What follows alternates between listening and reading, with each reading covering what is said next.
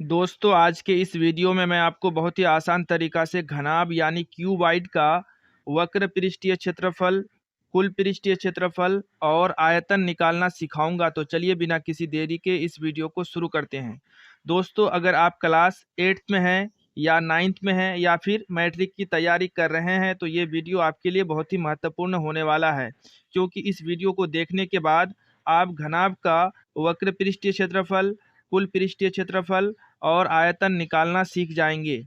तो चलिए दोस्तों सबसे पहले यहाँ पर हम लोग इस क्वेश्चन को पढ़ लेते हैं। यहाँ पर क्वेश्चन है, यदि किसी घनाभ की लंबाई 20 सेंटीमीटर, चौड़ाई 15 सेंटीमीटर और ऊंचाई 12 सेंटीमीटर है तो इसका वक्र पृष्ठीय क्षेत्रफल, कुल पृष्ठीय क्षेत्रफल तथा आयतन निकालें। दोस्तों वीडियो में आगे बढ़ने से पहले एल, बी और एच का मतलब समझ लेते हैं।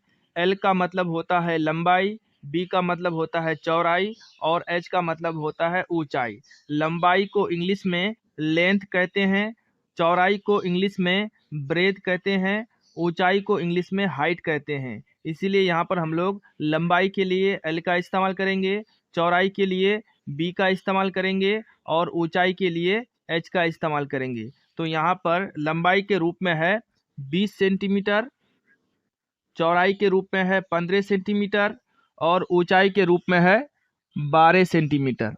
अब दोस्तों यहाँ पर ध्यान से समझिए, घनाभ का वक्र पृष्ठीय क्षेत्रफल का सूत्र होता है 2h into L plus B. H का मतलब होता है ऊंचाई, एल का मतलब होता है लंबाई और बी का मतलब होता है चौड़ाई। तो यहाँ पर सबसे पहले हम लोग बराबर का निशान दे देंगे। इस दो के बदले लिखेंगे दो, दो और एच के बीच कुछ नहीं है तो यहाँ पर हम लोग गुना का निशान दे देंगे। अब यहाँ पर हम लोग एच का मान को लिखेंगे तो एच का मान यहाँ पर है 12 सेंटीमीटर, तो इस एच के बदले लिखेंगे यहाँ पर हम लोग 12। उसके बाद फिर ब्रैकेट देंगे। एल का मान है 20 सेंटीमीटर तो यहाँ पर लिखेंगे हम लोग 20। उसके बाद फिर बीच में प्लस का निशान देंगे और इस बी का मान दिया हुआ है यहाँ पर 15 सेंटीमीटर तो यहाँ लिखेंगे हम लोग 15। अब दोस्तों यहाँ पर सबसे पहले हम लोग बराबर का निशान दे देंगे। 2 को 12 के साथ गुना करेंगे तो यहाँ पर हो जाएगा 24। ब्रैकेट के बाहर यहाँ पर कुछ नहीं है तो हम लोग यहाँ पर गुना का निशान दे देंगे। अब यहाँ पर ब्रैकेट के अंदर इन दोनों संख्याओं को आपस में जोड़ेंगे तो 20 और 15 हो जाएगा 35, तो यहाँ लिखेंगे हम लोग 35।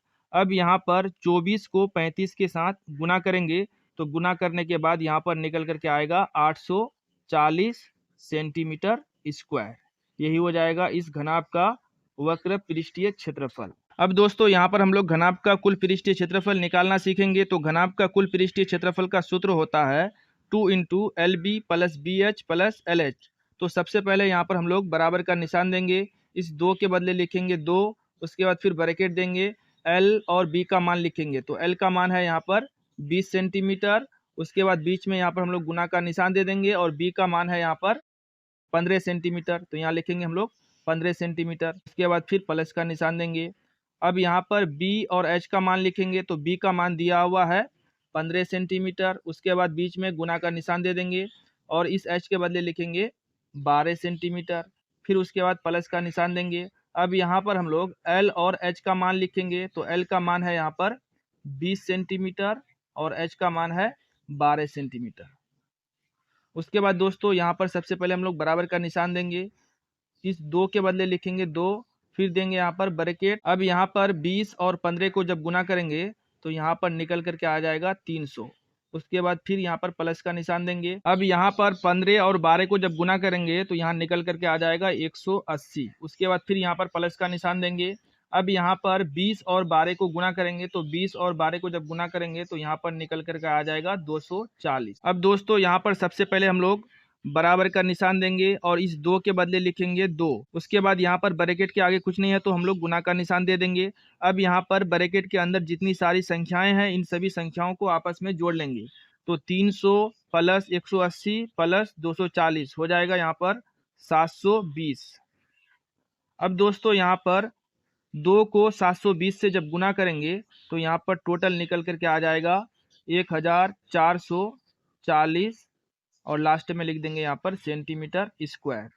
यही हो जाएगा इस घनाभ का कुल पृष्ठीय क्षेत्रफल। अब दोस्तों यहाँ पर हम लोग घनाभ का आयतन निकालना सीखेंगे। तो घनाभ का आयतन का सूत्र होता है एल बी एच, यानी लंबाई गुना चौड़ाई गुना ऊंचाई।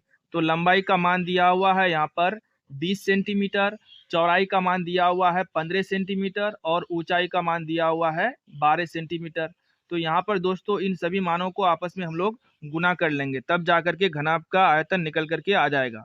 तो यहाँ पर सबसे पहले लिखेंगे हम लोग बराबर का निशान, एल का मान लिखेंगे 20, उसके बाद बी का मान लिखेंगे यहाँ पर हम लोग 15 और उसके बाद एच का मान है यहाँ पर 12। इन सभी संख्याओं को आपस में जब गुना करेंगे तो यहाँ पर टोटल निकल करके आ जाएगा 3600 और लास्ट में लिख लेंगे यहाँ पर हम लोग सेंटीमीटर क्यूब।